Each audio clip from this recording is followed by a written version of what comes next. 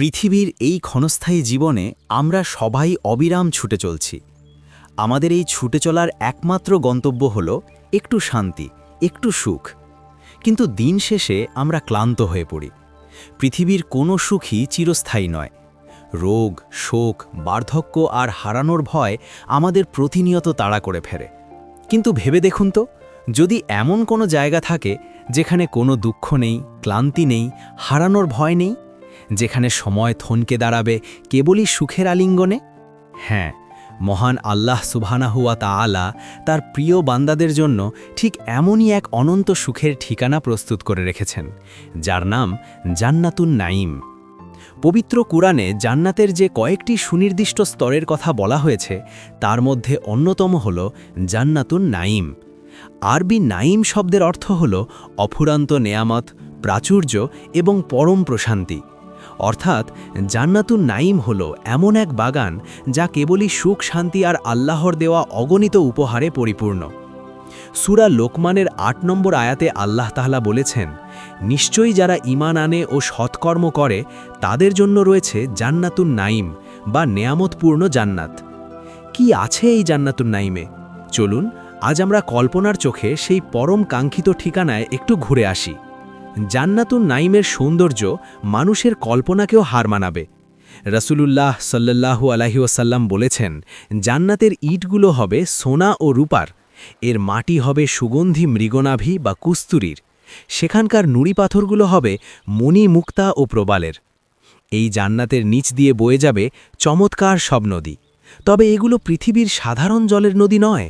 পবিত্র কুরআনের বর্ণনা অনুযায়ী সেখানে থাকবে এমন পানির নদী যা কখনো দুর্গন্ধযুক্ত হবে না, থাকবে সুস্বাদু দুধের নদী যার স্বাদ কখনো বদলাবে না, থাকবে বিশুদ্ধ সুরার নদী যা পানকারীদের জন্য হবে পরম আনন্দদায়ক।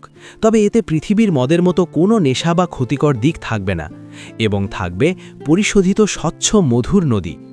ভেবে দেখুন, আপনি এমন এক প্রাসাদের ব্যালকনিতে বসে আছেন যার নিচ দিয়ে বয়ে যাচ্ছে এমন মোহনীয় স্রোতধারা। চারপাশের বাতাসে ভেসে আসছে জান্নাতি ফুলের এমন সুবাস যা শত বছরের দূরত্ব থেকেও পাওয়া যায়। এই পৃথিবীতে আমরা যতই সুন্দর হই না কেন, একসময় বার্ধক্য আমাদের গ্রাস করে। কিন্তু জান্নাতুন নাঈমে প্রবেশকারী প্রত্যেক ব্যক্তি হবেন চিরযৌবনের অধিকারী। হাদিসের বর্ণনা অনুযায়ী জান্নাতীদের বয়স হবে ৩৩ বছর। এই বয়স আর একদিনও বাড়বে না। সেখানে কারও কখনো অসুখ হবে না, কেউ বৃদ্ধ হবে না, এমনকি সামান্য মাথা ব্যথা বা ক্লান্তিও কাউকে স্পর্শ করবে না। জান্নাতীরা পরবেন মিহি রেশম ও ব্রোকেডের তৈরি সবুজ রঙের রাজকীয় পোশাক।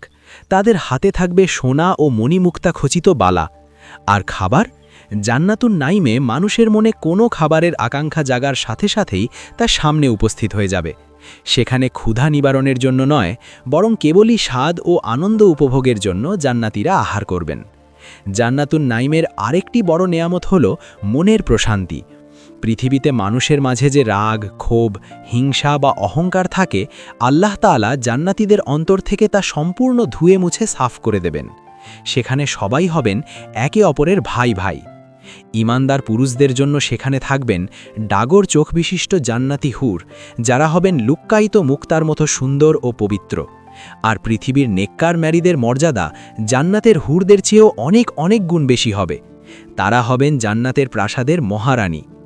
জান্নাতুন নাঈমের এত সব নেয়ামত, এত সব সুখ, সব কিছুই ম্লান হয়ে যাবে একটি বিশেষ মুহূর্তের কাছে, আর তা হল মহান রব্বুল আলামিনের দিদার বা দর্শন।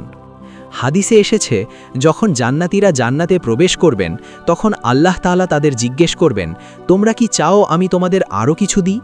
তারা বলবেন, আপনি কি আমাদের চেহারা উজ্জ্বল করে দেননি, আমাদের জান্নাতে প্রবেশ করাননি ও জাহান্নাম থেকে মুক্তি দেননি? আমাদের আর কি চাওয়ার থাকতে পারে? তখন আল্লাহ সুবহানাহু ওয়া তাআলা তার নূরের পর্দা সরিয়ে দেবেন। জান্নাতীরা তাদের রবের দিকে তাকাবেন। আল্লাহর কসম, মহান রবকে দেখার চেয়ে প্রিয় আর কোনো নেয়ামত জান্নাতীদের দেওয়া হবে না।